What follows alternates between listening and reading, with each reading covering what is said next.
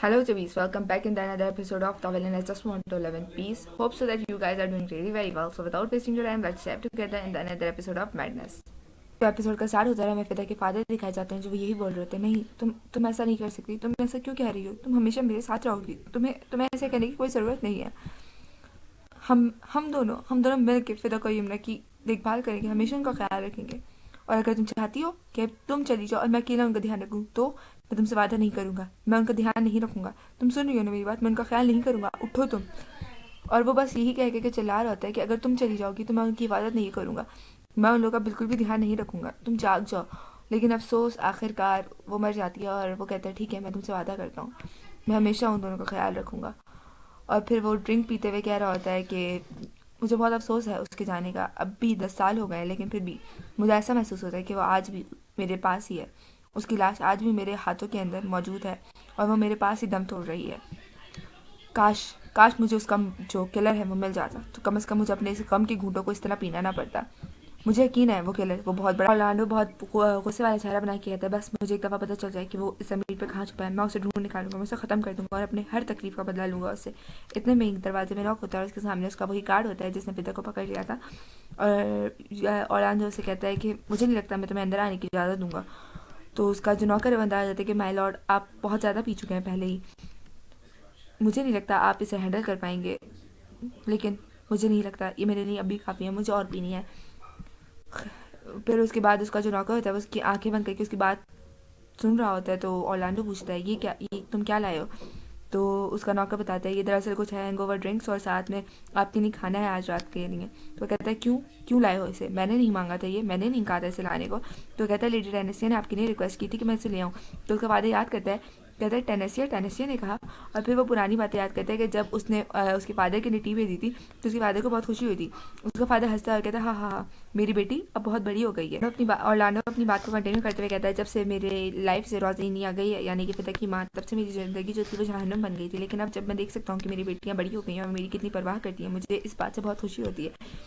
फिर वो बहुत मुस्कुरा के कहता है मुझे हमेशा से पिता की फ़िक्र रहती है, पता नहीं वो क्या करेगी आगे जाकर।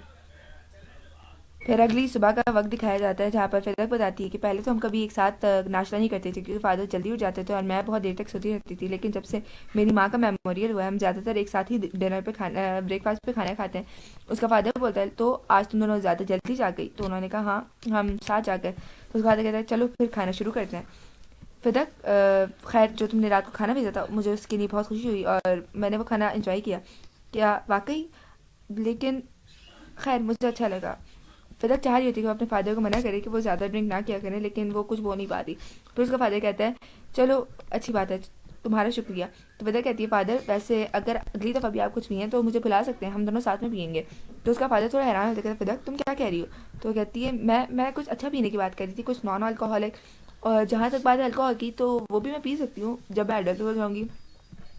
तो यमुना जो उनके सामने बैठी होती है वो इनकी बातें सुन के थोड़ा परेशान हो जाती है और कहती है फिदक तुम और तुम पापा मेरे ख्याल से ये नहीं पीना चाहिए, सेहत के लिए बहुत ख़राब होता है, इससे इससे तुम लोग दोनों के लंग्स ख़राब हो जाएंगे, प्लीज़ आप दोनों ही मत पीजिए। और यमुना ये बात बहुत कंसर्न होकर कह रही थी, लेकिन फिदक वो अचानक से सीरियस हो जाती है, वो उससे कहती है यमुना तुम बच्ची हो, तुम्हें ये बात समझ नहीं आएगी, लेकिन कभी कभी अल्कोहल पीना लाइफ में बहुत ज़्यादा इंपॉर्टेंट हो जाता है।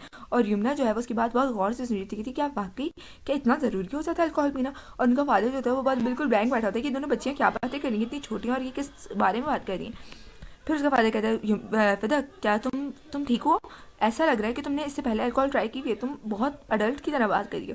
तो फिदक बोलती है ओ मैं तो भूल ही गई थी कि मैं फिदक की बॉडी में हूँ, मैं अपनी असल ज़िंदगी में नहीं हूँ।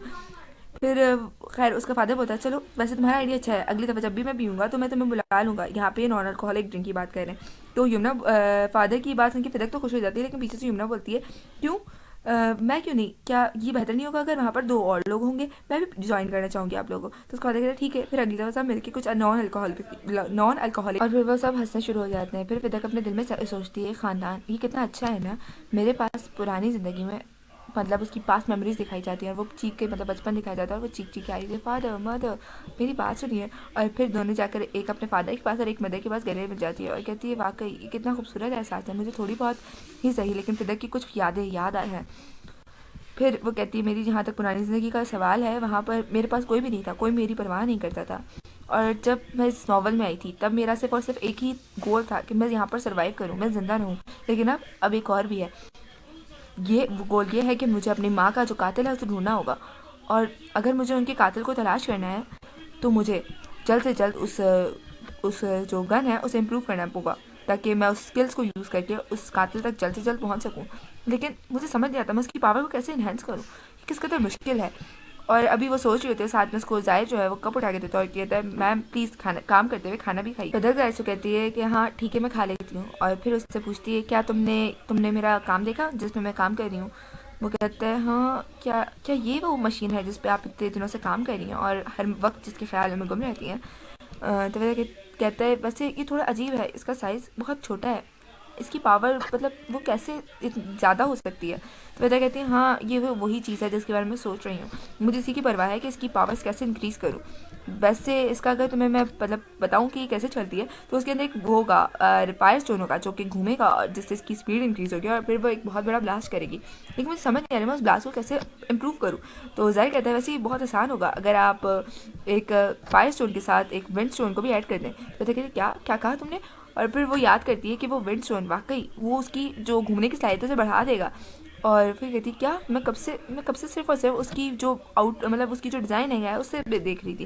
मैंने कभी सोचा क्यों नहीं कि अगर उसके अंदर जो गन, क्योंकि जो फायर स्टोन है वो गन में बहुत कम जगह देता है, तो अगर मैं उन दोनों का आधा आधा हिस्सा मिला के भी लगा दूंगी तो ये बहुत इंप्रूव कर देगा मेरी मशीन को। और फिर वो कहती है जाहिर तुम। और उसके बाद उसके गालों के पास हाथ ले जाती है और उसको कस के गले लगाती कहती तुम वाकई बहुत बड़े जीनियस हो, शुक्रिया तुम्हारा तुम्हारा बहुत बहुत शुक्रिया, तुमने मेरी बहुत बड़ी मुश्किल आसान कर दी। अगले एपिसोड के स्टार्ट में वो अभी भी उसे गले लगाई होती है और वो गली नहीं सॉरी गले लगाई होती है और वो कहती है तुम बहुत बड़े जीनियस हो, तुमने मेरी बहुत बड़ी मुश्किल आसान कर दी। और फिर जाहिर जो है वो भी अपना हाथ उठाता है और जैसे ही उसे गले लगाने वाला होता है तभी फिदक जो है वो फौरन साइड हो जाती है, कहती है सॉरी मुझे माफ़ करना मैंने तुम्हें अचानक से गले लगा लिया। तो जाहिर कहता है नहीं कोई बात नहीं, क्या क्या इससे आपका काम आसान हो जाएगा, क्या अब आपको बार बार आपके मास्टर के पास नहीं जाना पड़ेगा। तो फिदा कहती है नहीं मेरा नहीं ख्याल अब मुझे बार बार लैब विजिट करना होगा। तो जाहिर कहता है अच्छा हुआ जान के मुझे खुशी हुई इस बात की। तो फिदक जो है वो बहुत शॉकिंगली से देखती कहती क्या खुशी हुई, इसमें खुश होने वाला है ऐसा कुछ नहीं था।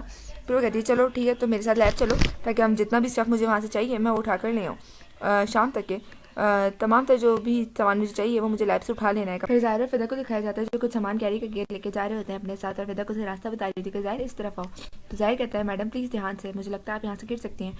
इतने में बताया कि वो लोग लैब पहुँच जाते हैं और उसका जो मास्टर है वो पूछता है तुम यहाँ भी क्या करने आई हो, क्या कोई काम है तुम्हें।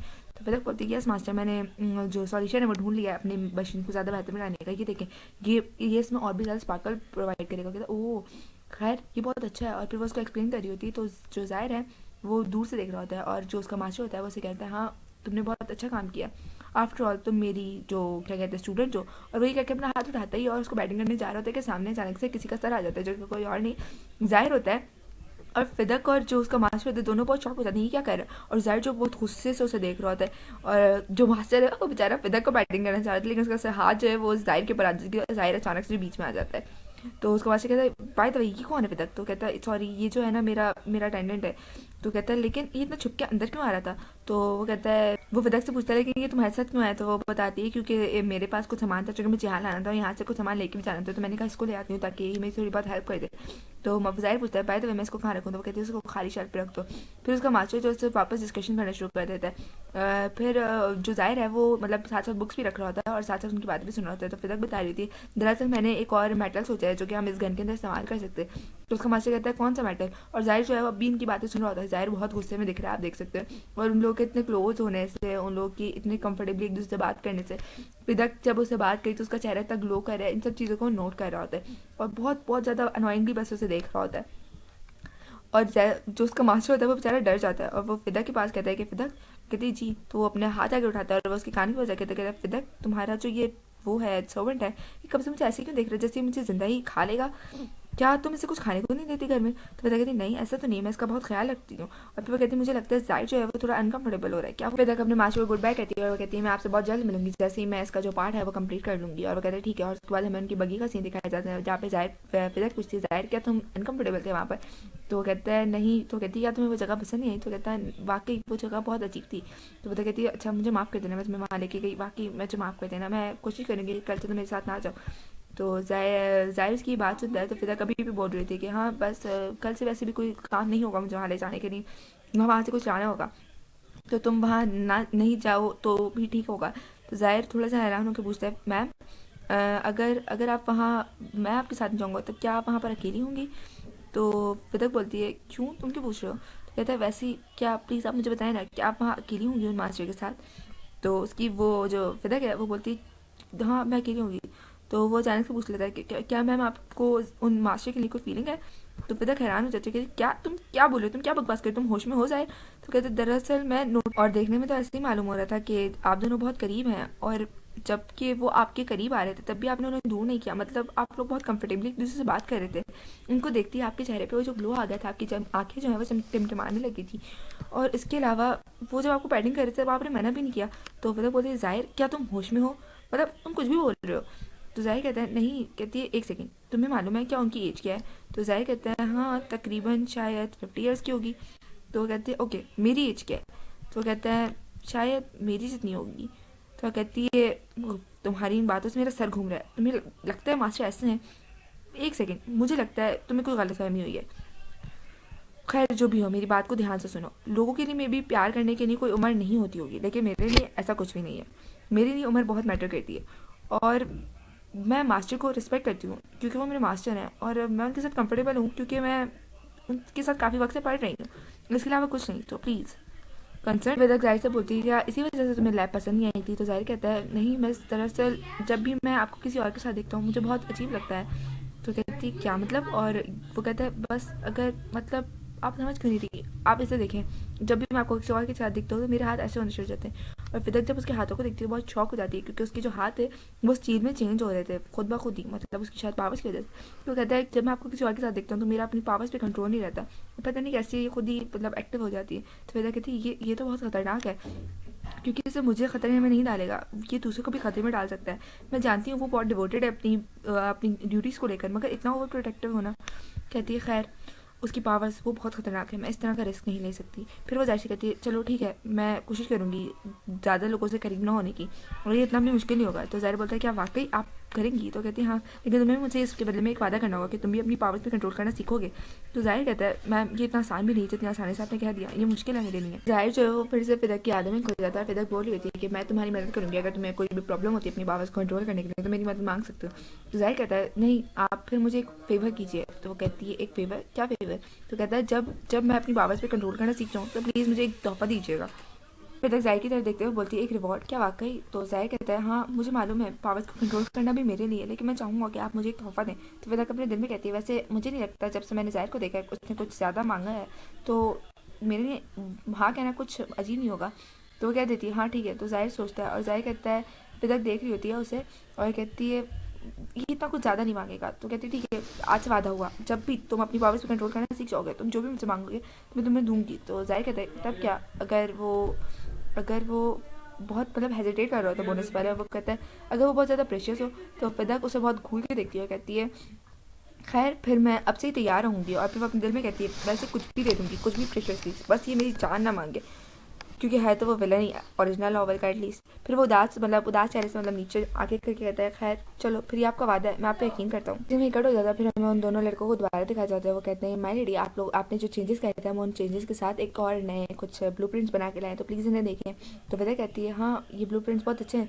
तो उसका जो सर्वेंट होता है वो कहता है, यस माय लेडी आप फिक्र मत करें, हम ये इन्फॉर्मेशन कहीं लीक नहीं होने देंगे, एक दफ़ा ये बन जाए तो हम ये ब्लूप्रिंट्स भी हैं जो चला देंगे, तो ये आपकी इन्फॉर्मेशन कहीं के पास किसी के पास नहीं रहेगी। तो वजह कहती है, हाँ हाँ मुझे आप पे यकीन है। फिर वो अपने दिल में कहती है, ऐसा नहीं है कि मुझे इन लोगों पे यकीन है, दरअसल मुझे अपने फादर पे यकीन है क्योंकि उन्होंने ही मुझे इन लोगों पे से इंट्रोड्यूस करवाया है, तो मैं इन पे भी यकीन कर सकती हूँ।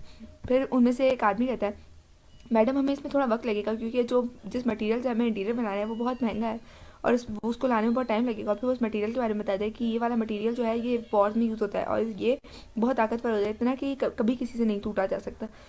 तो फिर तक बोलती, हाँ हाँ बहुत बेहतरीन, आप अपना काम शुरू करें, मैं आपको बहुत सारा वक्त दूंगी और प्लीज़ ध्यान रखिएगा कि आप इसे बहुत बेहतरीन तरीके से करें। तो वो दोनों कहते हैं, हाँ आप फिक्र मत कीजिए, ये बहुत बेहतरीन तरीके से बनेगा। आप बस सब नेक्स्ट सीन में हमें बहुत सारा सामान दिखाई देता है जिसमें गन बनाने का तमाम तरह सामान मौजूद होता है और फिदा का मास्टर से कहता है चलो अब इन सबको असेंबल करो और वो चीज़ बनाओ जो तुमने कहा था कि तुम बना सकती हो। और फिर वो कहती है ठीक है, और फिर वो गहरी सांस भरती है और इन चीज़ों को वापस असेंबल करना शुरू हो जाती है एक एक करके। तो मास्टर जो है वो किसी को देखता है और वो कोई और नहीं ज़ाहिर होता है, और मास्टर ज़ाहिर से कहता है क्या हम पहले मिल चुके हैं ना। ज़ाहिर जो है वो बहुत अजीब सा मुंह बना के मास्टर को देख रहा होता है। फिर वो कहता है हाँ मैं वही हूँ, और ज़ाहिर जो मास्टर है वो कहता है हाँ अब भी इसमें कोई चार्म नहीं है। इतने में फिदक बोलती है वो, और उसके हाथ में वो गन दिखाई जाती है जो अभी उसे अरेंज करी होती है, और वो कहती है वाकई ये बन गया। और वो बहुत ज़्यादा खुश होती है इस बात से। तो उसका मास्टर आता है और उसको कॉन्ग्रेचुलेट करता है और कहता है बाओ ये तुम्हारा पहला वेपन है, तुम्हें मुबारक हो। तो पिता कहती है वाकई ये आपके बगैर मुमकिन ना होता मास्टर, आपका बहुत बहुत शुक्रिया। तो उस बात से कहते हैं चलो वो वक्त आ ही गया जब हम इसके वाकई इसको देख सकते हैं ये कैसे काम करता है। और वो कहता है ये जगह बिल्कुल ठीक रहेगी, मैंने पहले ही देख चुका है यहाँ पर कोई आए ना। और फिर तक जो है वो बहुत नर्वस होती है क्या ये वाकई चलेगा, तब क्या होगा अगर इसका निशाना जो है वो चूक गया और कहीं मैं मर गई तो।